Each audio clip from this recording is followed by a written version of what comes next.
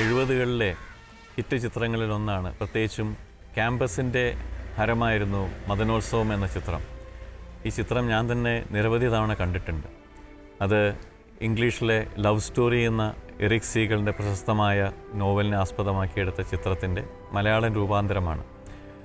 ശങ്കരൻ നായർ സാറിൻ്റെയാണ് ഈ ചിത്രത്തിൻ്റെ സംവിധാനം. തൻ്റെ ചിത്രങ്ങൾ സംഗീത സാന്ദ്രമാകണമെന്ന് നിർബന്ധമുള്ള ആളായിരുന്നു ശ്രീ ശങ്കരൻ നായർ. അത് ഈ ചിത്രത്തിലും അത് പ്രതിഫലിക്കുന്നത് കാണാം. ഇതിൻ്റെ ഒരുപാട് ഘടകങ്ങൾ ചേർന്നാണ് ചിത്രത്തിന് അതിൻ്റെ വിജയം നൽകിയിട്ടുള്ളത്.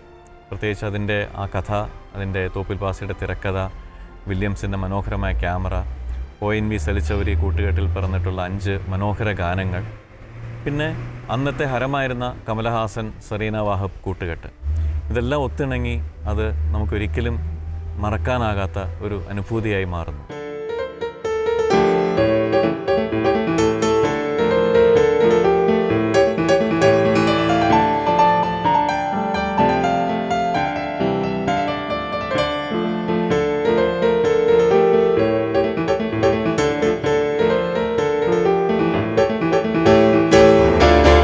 അൺയൂഷ്വൽ കോമ്പോസിഷനാണിത്. ടെക്നിക്കലി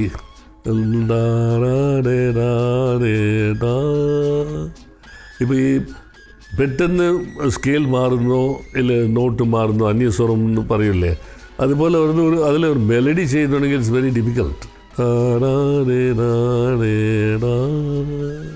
അവിടെ തന്നെ സ്റ്റോപ്പ് ചെയ്യുന്നു, കണ്ടിന്യൂഷനില്ല. അപ്പോൾ ഇതുപോലെ കോമ്പോസിഷൻ പുള്ളിക്ക് very easily used to get.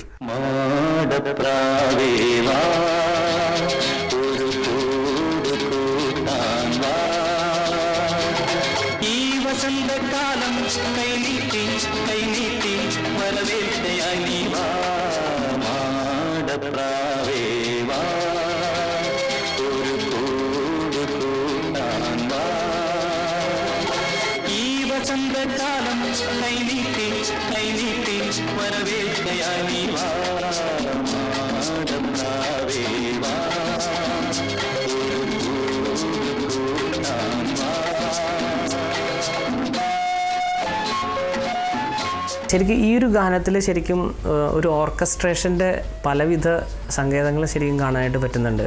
ഒരു തീം വരുന്നു, അത് ഫ്ലൂട്ടിൽ ആരംഭിച്ചു, അത് തുടങ്ങുന്ന ആ ഇതിൽ ആരംഭിച്ചു, അതിൻ്റെ റിപ്പീറ്റേഷനിൽ വരുമ്പോൾ സ്ട്രിങ്സ് ബാക്കിൽ വേറെ കൗണ്ടർ പോയിൻ്റ് പോലെ തുടങ്ങി, അവിടെ നിന്ന് അത് ഷിഫ്റ്റ് ചെയ്തൊരു മേജറിലേക്കുള്ളൊരു പോർഷനിൽ കൊണ്ടുവന്ന് നിൽക്കുന്ന ഒരു ഭാഗം എന്ത് മനോഹരമായിട്ടാണ് കൊള്ളുന്നത്. നമുക്കൊരു ഡിസ്റ്റർബൻസ് അല്ലെങ്കിൽ ഒന്നും ഫീൽ ചെയ്യുന്നില്ല.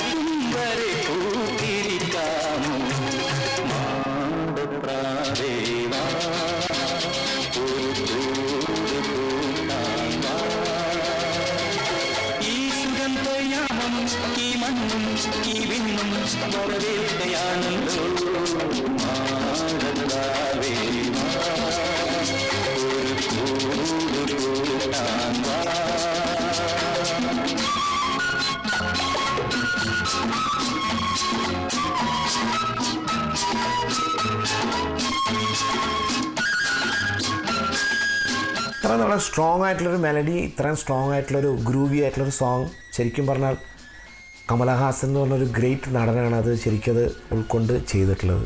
അതിൻ്റെ ഫുൾ ക്രെഡിറ്റ് അതിൻ്റെ ഡയറക്ടർക്ക് തന്നെയാണ്. കമലഹാസൻ സാറിൻ്റെ ജീവിതത്തിലെ അഭിനയ ജീവിതത്തിലെ ആളുകളുടെ മനസ്സിലേക്ക് അദ്ദേഹത്തെ നിറച്ചത് ഒരു പക്ഷേ ഈ പാട്ടിൻ്റെയും കൂടെ ഒരു സാമീപ്യമായിരിക്കണം.